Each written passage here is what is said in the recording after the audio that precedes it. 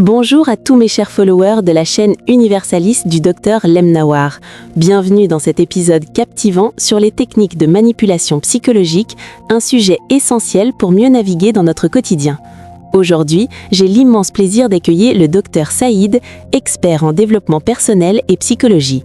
Dr Saïd, merci d'être notre invité star.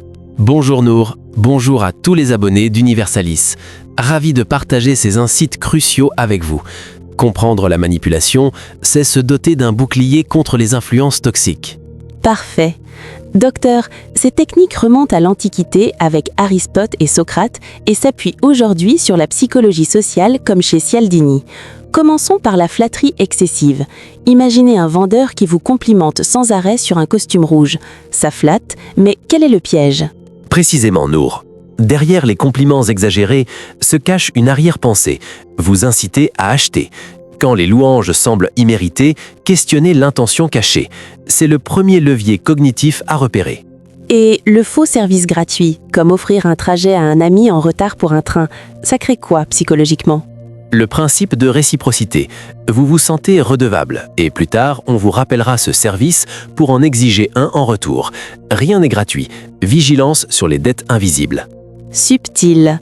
Passons au cadrage intentionnel. Proposez à votre frère vaisselle ou sport avec moi. Vous gagnez dans les deux cas.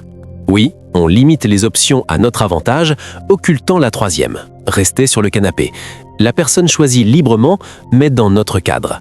L'appel à l'autorité, comme citer une étude de l'Université de Chicago sur le piano et le cœur, fiable à 100%? Non, Nour. Une autorité ne garantit pas la vérité. Vérifiez les sources, pas juste le titre ou le nom. C'est un biais classique. Et l'appel à la nature, avec une pâte naturelle des Himalayas? Naturel ne veut pas dire sain. Champignons toxiques ou léchage de plaies par les animaux, la nature tue aussi. Marketing pur. Le syllogisme. Le cerveau a besoin de sucre, le coca en a, donc bon pour le cerveau. Faux logique depuis Socrate. Socrate est mortel. Un chat l'est, donc Socrate est un chat. A égale B et B égale C n'implique pas toujours A égale C. La majorité investit dans le livret A, donc moi aussi. La majorité se trompe souvent. On suit par conformisme rassurant, pas par raison. Pensez par vous-même. La technique du oui, oui, oui, comme Socrate avec ses questions en chaîne menant à un oui final sur un investissement? Principe de continuité. Petit oui mène au grand oui. Posez avant le oui décisif. Le principe d'engagement. D'un verre à la boîte de nuit par escalade? Exact. Une fois engagé, on suit par cohérence. Stoppez tôt. Un doigt ne doit pas entraîner tout le bras. L'effet de contraste chez les agents immobiliers. Maison pourrie avant la moyenne? Repérez les juxtapositions suspectes. Mensonge par omission. J'étais à la salle, sans mentionner la play après. Vérité partielle égale mensonge. Toute l'histoire compte. L'effet de halo. Prêter à Brad Pitt plus qu'à un inconnu. Réputation crée une aura d'influence. Ne jugez pas sur l'aura seule. Peur de rater le train ou FOMO. Achète maintenant ou regrette. Fausse urgence pour court-circuiter la réflexion. Respirez et évaluez. Futur apocalyptique. France finie, partez. Exagération pour pousser à l'action. Nuance et fait d'abord. Chaud-froid en séduction. Intensité, puis distance. Crée obsession.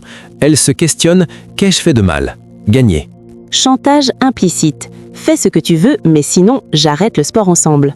Subtil. Liberté apparente avec conséquence. Plus vicieux que direct. Répétition long terme, comme pour vendre le S&P 500 à sa famille. Répéter pour ancrer. Pub partout. Ça marche sur le subconscient. Triangulation.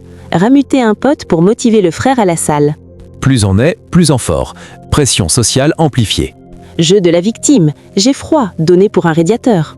Pitié pour faveur. Victimisation vicieuse à détecter.